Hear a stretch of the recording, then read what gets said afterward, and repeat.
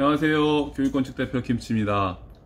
한 2주 만에 인사드리는가요? 제가 이제 이번에 약속을 꼭 드렸어요. 한 달에 두세 번 정도의 영상은 올리겠다라고 말씀을 드렸고, 지난달에 2개의 영상 플러스 제가 이제 한 40분 정도 이렇게 되는 영상을 한 20여 분 줄여가지고, 이렇게 지금 뭐 하는 것들이 많더라고요.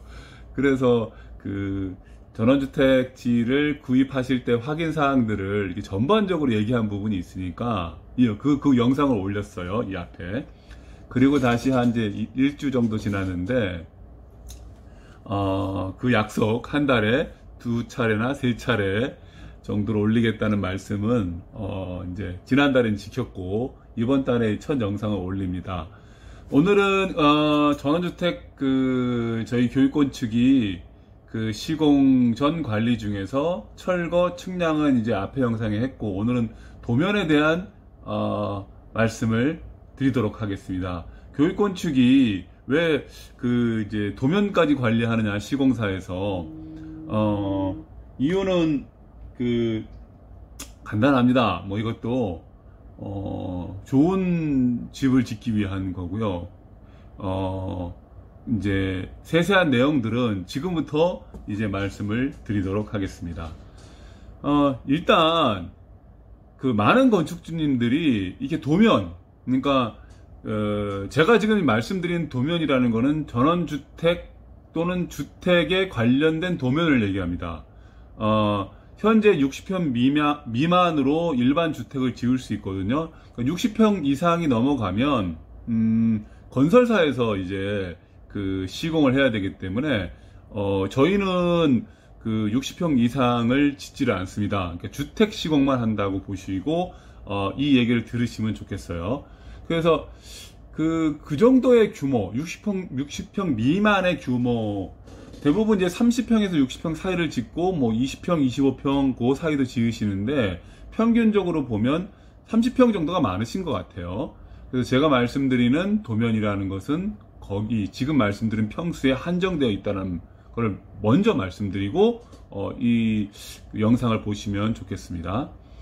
일단, 전원주택 설계는요, 건축사의 독점적 영역이 아니다라고 제가 이렇게 말을 했는데, 주택을 짓는데 많은 분들이 어려워하셔요. 이 도면 그리는 거를. 당연히 전문 설계자에 비해서 도면 자체를 그리는 건 어렵겠지만, 그렇다고 건축사에게 모든 거를 맡긴다는 거는 내가 전원주택을 꿈꿔왔던, 그러니까 건축주님들이요, 꿈꿔왔던 그런 평면이 잘 안 그려져요. 그러니까 한번 이거는 제가 뭐 수십 차례, 아니면 뭐 수백 차례겠죠, 설계사무소와 건축주님 중간에서 이제 지켜봤을 때, 또 참여하고 함께 이제 설계를 진행해 봤을 때, 이거는 설계는 건축사의 독점적 영역 아닌가? 그래서 자신의 의견, 생각들을 이렇게 피력하지 않으시는 분들이 제법 있고, 그리고 뭐 서너 번 수정하고 넘어가는 분들이 많은데, 그럴 때 항상 발생하는 게 좀 아쉬움. 이거는 이렇게 고쳤으면 좋겠는데 또 못 고치시는 분들도 많고요. 그냥 넘어가시는 분들도 제법 많았는데, 절대로 제가 말씀드리는 이 말을 꼭 염두에 두시고 전원주택지를 사시고 집을 지금 지으시려고 하시는 분들은, 이거는 건축사의 독점적 영역이 아니야. 내 의견을, 건축주의 생각만으로 집을 그려야 한다라는 생각을 강력하게 가십시오. 강력하게 가지십시오. 물론 구조적으로 안전한가, 하자 요인이 없는가, 이거는 시공사에게 돈 주고 집을 짓게 하는데, 그럼 그 사람들한테 맡기시면 되는 거잖아요. 그러니까 저희 같은 교육건축과 같은 시공사에게 맡기시면 되는 거예요. 그리고 건축법에서 벗어나지 않는가에 대해서는 건축주님들이 일단은 뭐 자유로운 생각을 이렇게 브레인스토밍이라 그러죠. 막 해고 막 그려내고 될까 안 될까 고민하는 그런 것들을 건축사의 독점 영역이 아니겠는가 생각하고 막지 마시고 막 그려 나가십시오. 그런 다음에 법적인 검토는 뒤에 받아도 돼요. 너무 이거 지난한 거 아니야? 힘든 거 아니야? 아니 그런 정도의 힘듦이나 지난함, 그리고 또 재밌거든요. 내가 내 집을 지으니까. 이런 과정을 거치지 않으시려고 하시는 것이 좀 이상한 거예요. 그러니까 알아서 다 하겠지, 이러면 절대로 안 되십니다. 이거는 그냥 사실은 내가 내 집을 짓지 않겠다는 말과 동일한 겁니다. 따라서 일단은 건축주가 건축가다라는 생각을 하시고요. 내 생각만으로 집을 한번 그려야 되겠다고 생각하시고, 그 다음에 구조적 안전이라든지 하자라든지 뭐 건축법에 관한 것이라든지 이런 거는 시공사와 또 그 설계사무소에서 이야기를 해줄 거고요. 또 점검을 해줄 거니까. 그 다음에 또 하나, 아름다운가. 여기서 뭐 실용적인가도 포함이 됩니다. 실용적인 것이 아름다운 것과 긴밀히 관계되기 때문에요.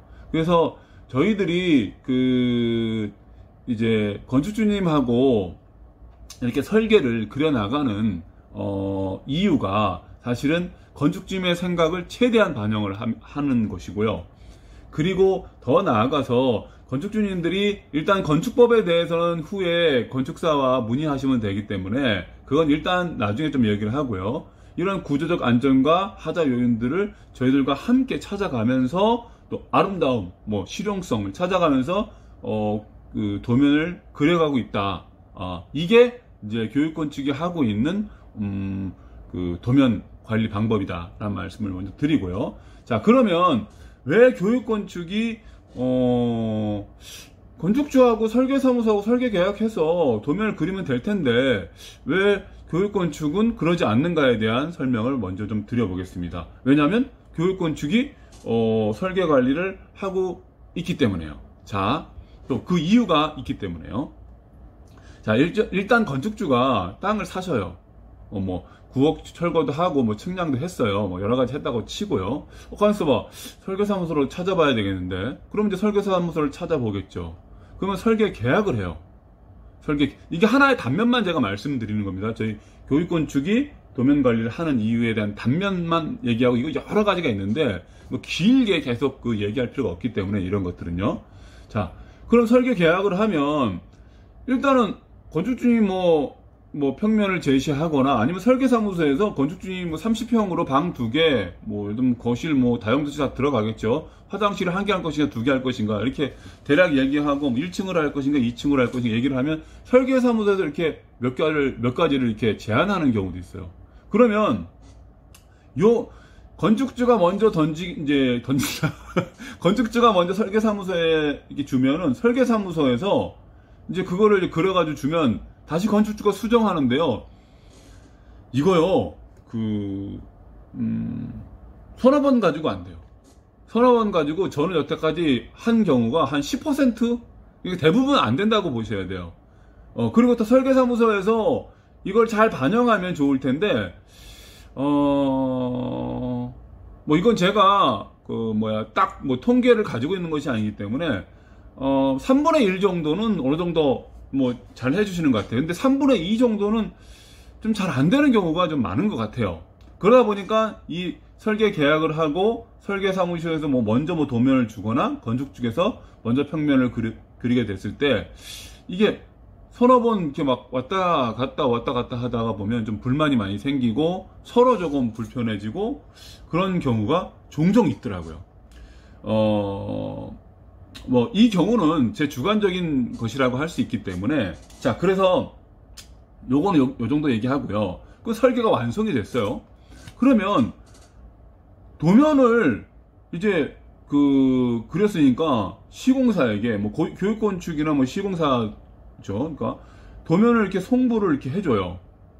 그러니까 왜냐하면 도면을 검토하고 견적을 뽑아서 시공 계약을 해야 되기 때문에요.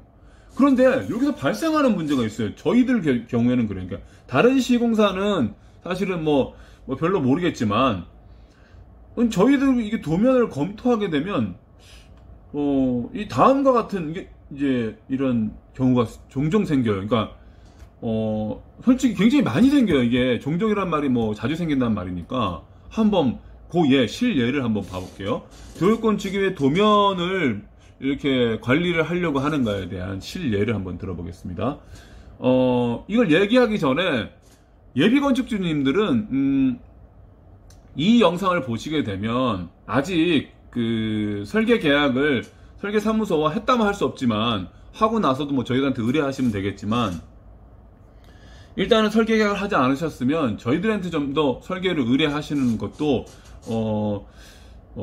저희들 입장에서 저희들이 집을 짓는 어떤 그러니까 집을 시작하게 된 어떤 목적 이런 것을 보셨을 때는 아마 건축주님들에게 좀 도움이 될 거라고 봅니다. 자, 설명을 한번 드려볼게요. 건축주님이 도면을 그리고 저희들한테 이제 보여주신 거예요. 이게 지금 2층 평면도인데요. 1층은 여기 평면하고 이제 사이즈가 일치해요. 그래서 이제 올라오죠. 올라와가지고 하면 2층에 이렇게 베란다가 있어요. 근데 베란다가 있는데 바닥이 방부목 마감이에요. 그 옆에도 여기는 지붕이 올라가고요. 여기는 지붕이 올라가지 않은데 이제 오픈은 되어 있어요. 뚫려 있어요. 이제 옆쪽으로 이제 왔다 갔다 해야 되니까. 근데 이게 방부목 마감이고 방부목 마감이면 방부목으로 마감을 하게 되면 특별한 경우가 아니면 방수가 처리되어 있지 않아요. 여기서도 방수 처리가 안 되어 있는 도면이었어요. 그러면 자, 여기가 지금 정면도고 이게 측면도인데요. 아까 여기 지붕이 있다고 그랬잖아요. 비가 이렇게 내리면 이쪽으로 밑으로요. 물이 새겠죠. 그리고 뭐 비라는 게 바람 불면 이렇게 해도 치겠죠. 이렇게 해도 치겠죠. 그럼 밑으로 샌단 말이죠. 이 도면을 받고 다시 한번 옆으로 돌아가 볼까요?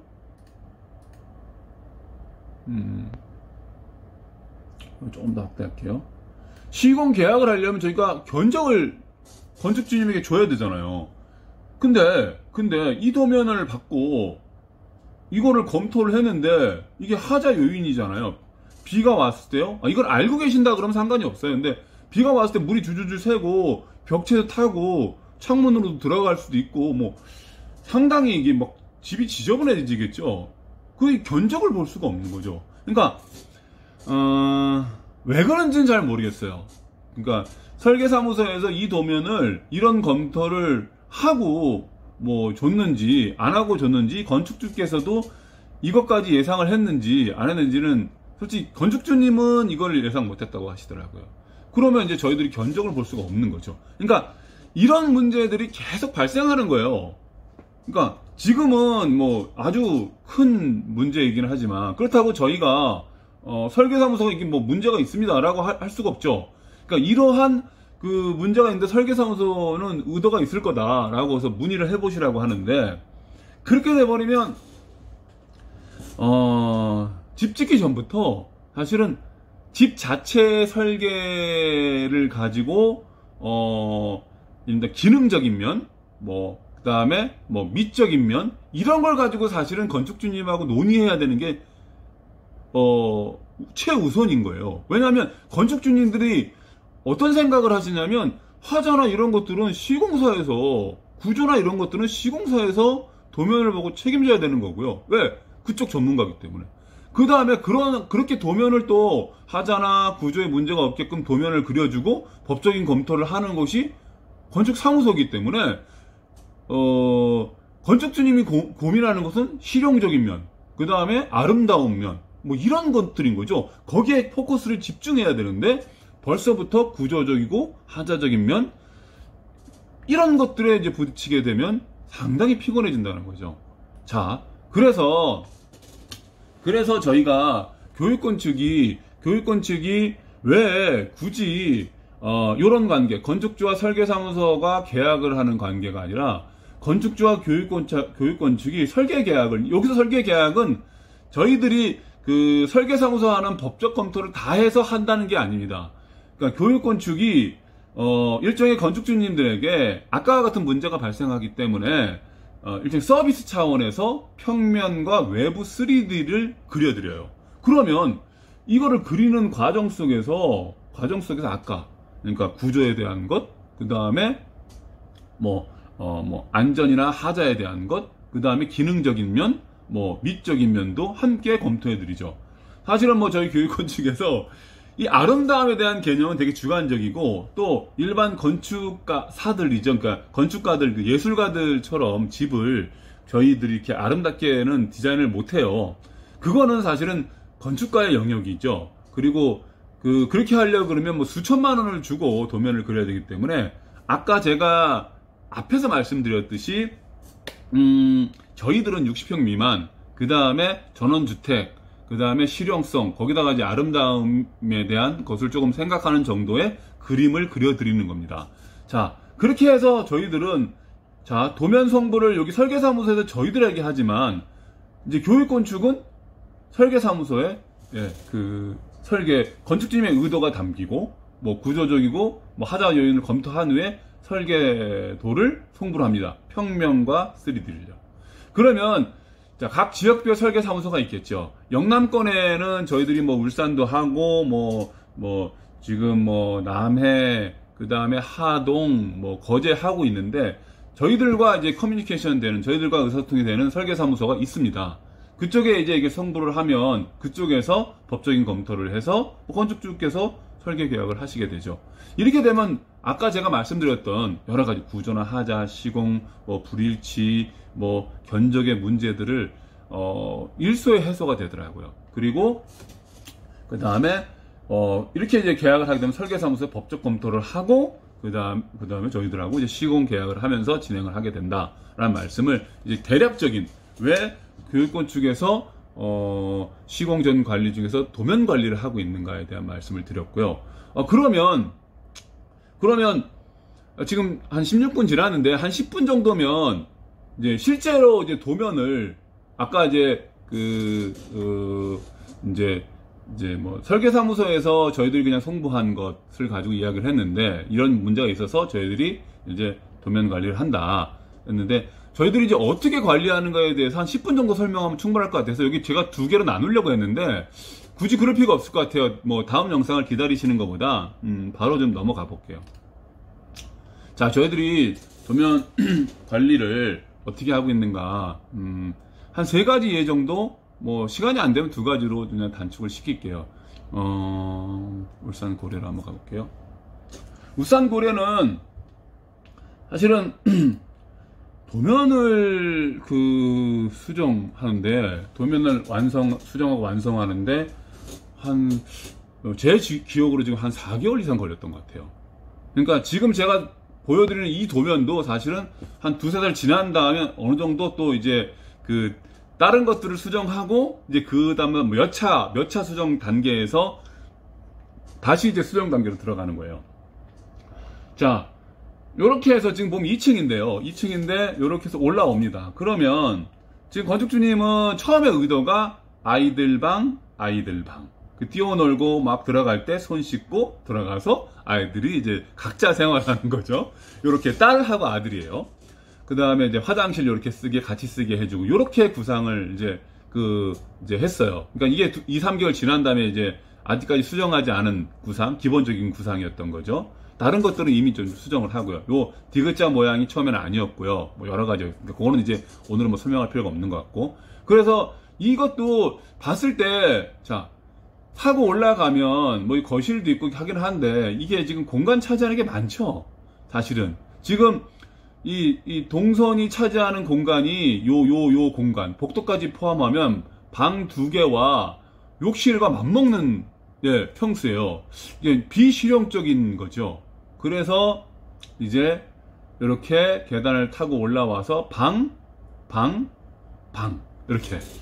그 이제 왜 방이냐? 이제 부모님을 또 모시는 쪽으로 또 좀 하셔가지고 이렇게 했는데, 일단은 여기서 중요한 거는 동선을 최소화했다는 얘기죠. 그쵸?